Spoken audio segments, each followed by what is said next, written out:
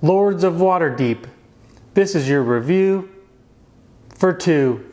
Good day, my name is Joe Gerba. Today I'll be going over Lords of Waterdeep and how it plays with 2 players. Now Lords of Waterdeep is a 2 to 5 player game where you'll be going through 8 rounds in the Dungeons and Dragons universe, completing quests and gathering adventurers along the way. You'll be gathering warriors, rogues, clerics, and mages to help you complete these quests. And these quests will give you potential rewards and victory points. And at the end of the game, whoever has the most victory points wins. So let's see a little bit more how to play. So Lords of Waterdeep is a classic worker placement game. And if you don't know what worker placement is, you'll be placing these workers onto the board and carrying out the action on the space you put your meeple, you put your worker.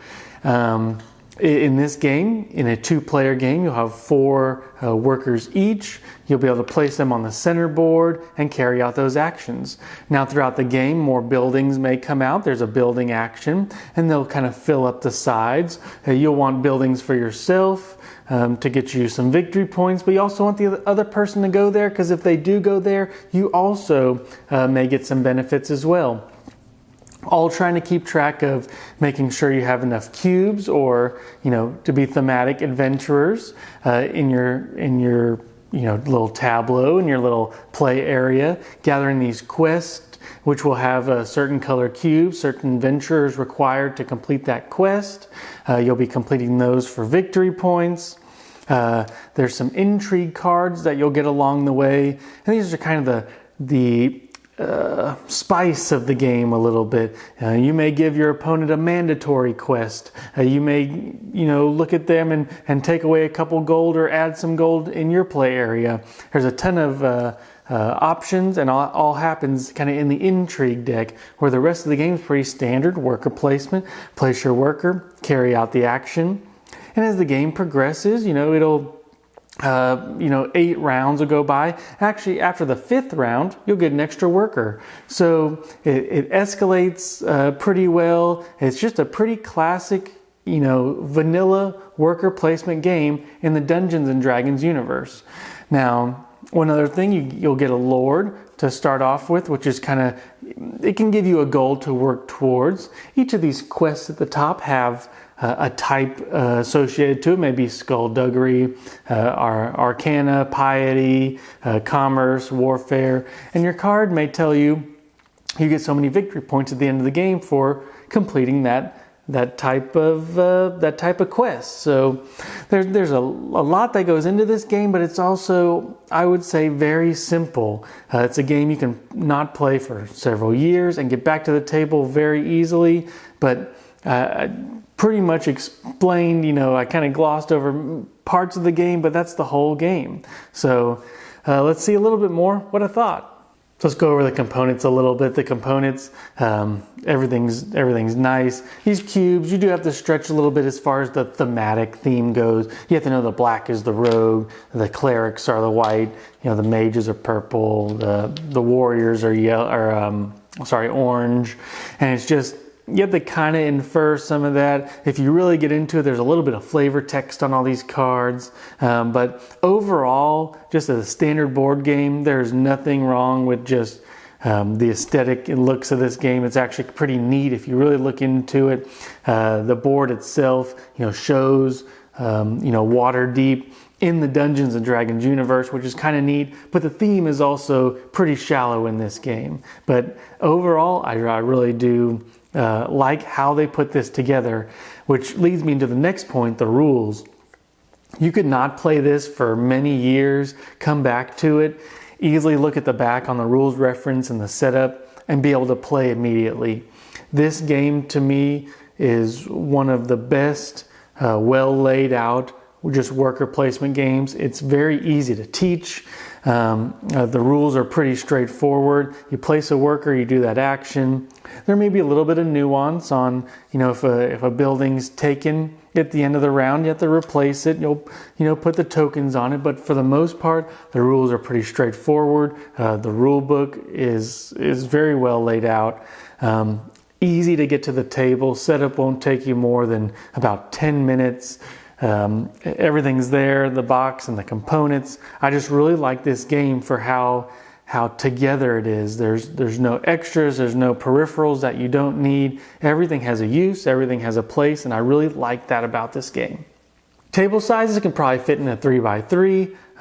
The board is a larger board for a board game, but for the most part, you don't need much space. There's a couple cards around your play area, and a lot of the happenings, a lot of the interest will be mainly on the center board. So this game really doesn't take up much table space. I really do like this game for its simplicity, and for someone teaching someone new into the modern board gaming kind of hobby, worker placement, to me, this is the most straightforward, simple worker placement that you can get. However, there's enough depth to keep you involved and to keep everyone at the table involved and to keep this in just about anyone's collection. The theme is pretty shallow, but the theme is there. But for the gameplay, it's just as simple as you have your workers, you have your emissaries, you send them out on certain tasks on certain areas of the board, and you get to collect those adventurers, or you get to collect an intrigue card. And like I said, these are the spice of the game. You get to add a few buildings on the side, which add extra action spaces. And that's kind of the quintessential kind of part of the worker placement is there's a few spots to start off with at the beginning, but as the town grows, as the town progresses, you get more spaces to go in the end. But do you want to go to some space that gives you a lot of stuff that your opponent has? Because they'll also get something if you go there. It's a good give and take. It's very just streamlined. It's very solid. If you're explaining to someone coming from Settlers of Catan or one of the more classic, just board games, this would be a great starter and intro game to teach them, hey, there's more than just, apples to apples in board games. Let me show you this game called Lords of Waterdeep. And if you can get them immersed in this and tell them that, worker placement, we're looking for victory points instead of, you just running out of money like Monopoly. They have an end goal. It's a finite game that will end after 8 turns. And for me, especially for 2 players, this is just so back and forth, easy to teach. You can manage your own stuff and look at the other person. To me, as a 2-player game, this just really gels. Easy to get someone in kind of an intimate, way to teach them, hey, there's more to board gaming. However, for advanced gamers, this is still a good game. My wife and I knocked out a few games of this, and each game took us about 50 minutes. Now, the box is a little bit longer, but we played pretty quick. We've played so many games throughout the years that, worker placement, you place this here, you get your cubes, she places this over here, gets her cubes, gets a couple quests. And for an advanced gamer, this game's nice because I can pull this off the shelf, have this game set up in 10 minutes, play in 50, put it back up, and in an hour and 20 minutes, we've set up, played the game, put it back up, and that's it. And it's simple to get to the table, but there's enough depth in this game that I just really like. Cube management, quest management. I need to get here before they do. But what if they do something else? There's always options to take care of. This game kind of has it all. And for me, it makes for a great game. Now let's talk about the replayability. I think the replayability is so-so. A lot of these intrigue cards can add quite a bit. But for the 2-player game, a lot of these intrigue cards, you can really tell that they were meant for the 4 to 5 player. Hey, people can pay you this and gain so many victory points, and it can really get you a lot of adventurers, a lot of cubes in your play area. But with 2 players, some of these cards fall a little bit flat. Also, there is quite a bit of take that in these cards if there's a mandatory quest, because the only person you can give it to is the other person. So there is a little bit more of really cutthroat. You can take the other person's action spot knowing that exactly what they need. It's a lot easier to keep track. So the replayability would come in these intrigue cards and some of the randomness of the quest and this. But in a 2-player game, it's a little bit diminished because it's pretty cutthroat, and you don't get that full 4 to 5 player experience in this game. But as far as the replayability goes, there's quite a few buildings, there's a lot of quests. You'll be seeing the same cards come out every once in a while, but for the most part, it's a nice, easy game to get to the table, so the replayability really doesn't bother me.